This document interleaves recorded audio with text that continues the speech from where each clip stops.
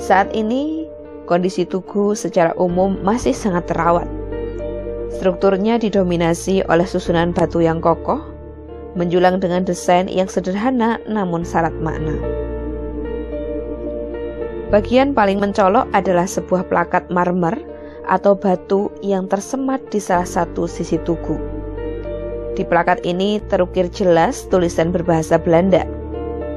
Tulisan ini menceritakan bahwa jalan ini dibangun antara tahun 1845 hingga 1850 di bawah pengawasan Residen Bagelen, yaitu Jonker JGOS von Smith auf Altenstedt dan R. de Villiers Bosket, serta dengan kerjasama dari Bupati Purworejo kala itu, yaitu Raden Adipati Cokronegoro.